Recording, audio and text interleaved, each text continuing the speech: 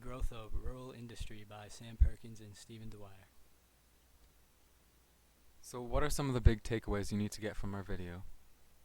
First of all, you need to learn what was the relationship like between merchants and rural workers, and what were their working conditions. Second, how did the cottage industry change the family dynamic? As in, did men lose some power in their family?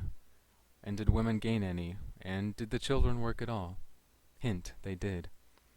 And what were the benefits and downsides of the putting out system? Why did the cottage industry develop? Well, enclosures became very popular in Europe, which were fields that were surrounded by fences, and this led to greater food production and easier farming. But it also took away valuable land and kept it among fewer and wealthier people. Proletarianization occurred, which forced peasant farmers to become wage earners. The population in Europe exploded, increasing the strain of enclosures and proletarianization, leading to less land, which people needed. Peasants had to find a new source of income, which turned into the cottage industry. And so the putting out system, or the cottage industry. There are two main players in this, the merchant capitalist and the rural worker. The merchant gave, or put out, his raw materials, which the cottage workers then returned finished. Certain industries employed entire families, while others were gender-specific, such as spinning. As industries grew in complexity and size, production was broken into many stages. This is demonstrated in how one family would be given the first part of the task, such as spinning, and others the next step, such as weaving or dyeing, etc. These are pictures of a woman weaving something and a spinning wheel. So the putting out system across Europe. It did not spread across Europe at an even rate, but it was very successful and most successful in England. By 1700, the industry in England was more rural than urban. And besides England and the Netherlands, rural industry spread across the rest of Europe very slowly. How were the lives of rural workers, though?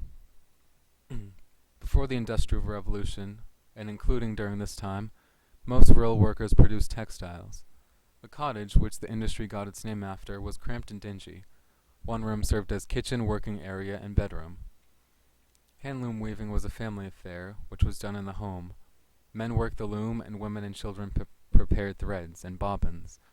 Spinning thread became popular with widows and daughters of rural workers, including wives, to help further support their families. This is an excerpt from Daniel Defoe's A Plan of the English Commerce. But if this man's wife and children can at the same time get employment, so that put it together, the family at home gets as much as the father gets abroad, and generally more. This alters the case extremely. The family feels it, they all feed better, and are clothed warmer. This pretty much shows that the cottage industry allowed families to seek wages, increasing the income of the household, and it shows the putting out system in a positive light. Later on, we'll show you some of the negative opinions of the putting out system. Now, this is the big relationship you need to understand: merchants and workers. Merchants and workers constantly disputed the quality of their finished products. They accused workers of stealing raw materials, such as wool, and underproducing. Men could earn livable wages in this atmosphere, but women's earnings were, as they had been for centuries, horrible. A single woman could not support a family, and her unemployment put her entire family in extreme danger. This is from a song called The Clother's Delight by Anonymous, and is written in the voice of a cloth merchant. And first for the combers, we will bring them down from 8 groats a score until half a crown. If at all they murmur and say 'tis too small, We bid them choose whether they will work at all. This illustrates a darker side of the cottage system and shows the oppressiveness of merchant capitalists and their strained relationship with the workers. How did the merchants control their rural workers? First, they were hard to supervise. In the spring and summer harvests, peasants had to focus on their town's farming, because in addition to being wage owners, they were still connected to the agriculture around them, which took them away from manufacturing, and the merchants disliked this. They accused workers of laziness and immorality, specifically drinking, and claimed they were not naturally good workers. Capitalists kept wages low to help force lazy workers to produce. They also punished them for stealing excess material. Now here you have your money-grubbing capitalist and your slaving away workers, a classic relationship. So now the Industrious Revolution. This came about because leisure time disappeared and families increased their pace of work with more people in the household working. The production of goods in the family decreased as more people gained wage-earning jobs and produced for the mass market. Female employment outside the home increased, but they earned little, but their job gave them more say in family decisions. Now that we're at the conclusion of our video, what have you learned? What are the big ideas?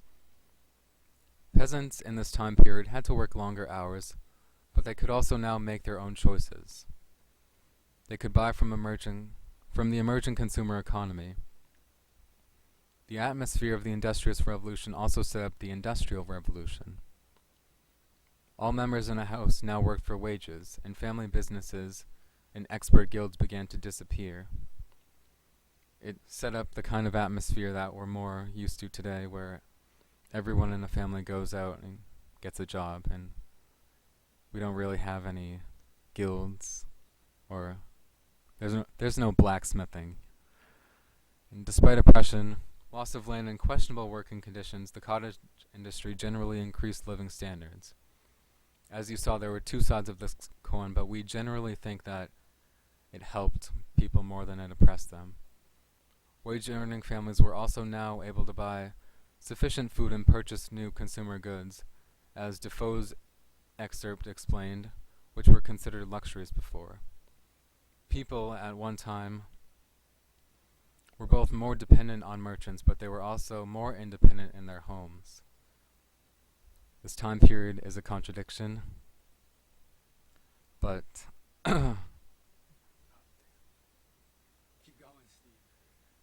yeah, this time period was a contradiction, but